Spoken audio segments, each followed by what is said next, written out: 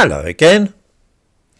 It is looking very unlikely that Liz Truss will be able to hang on to power for very much longer, and the Conservatives are anxious not to have the kind of long drawn out election which we saw over the summer.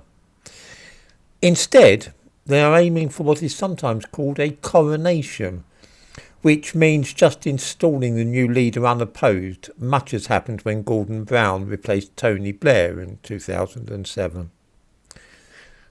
There seem to be only two possible candidates for such a process, neither of whom is white and British. One of these is Rishi Sunak, a wealthy Chancellor with a home in California and a billionaire wife. His family have been itinerant wanderers for generations, living in India and then Africa and later Britain. He does not give the impression of being committed to this country, and his wife doesn't wish to be a British citizen. Sunak had an American green card giving him immigrant status in that country, even when he was in the cabinet.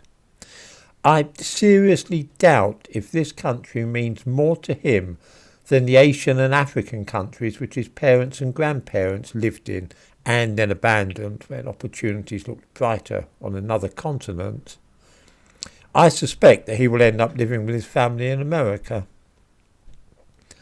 Suella Braverman is out of the same stable, with parents and grandparents who also skipped from one continent to another, always aiming for the most economically advantageous place to live.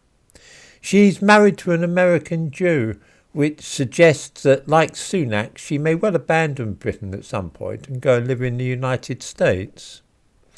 Braverman has been playing to the gallery lately, trying to undermine and sabotage Liz Truss's policies so that she can make a big show of being tough on immigration, thus sucking up to the Tory right wing.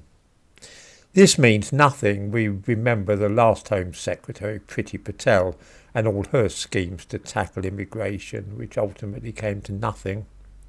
My strong impression of Braverman is that she is, like Rishi Sunak, a chancer, a spiv who will say and do anything to get into power.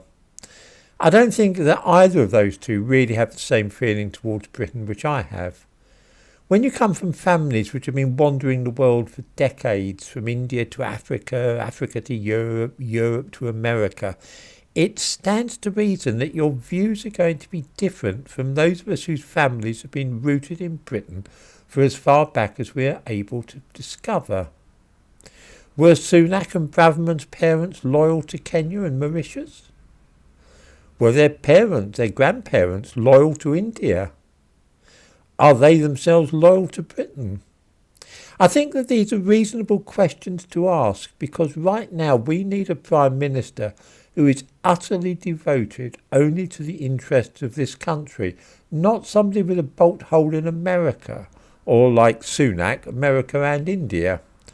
I think it would be a terrible idea to put such a person in charge of the country's affairs.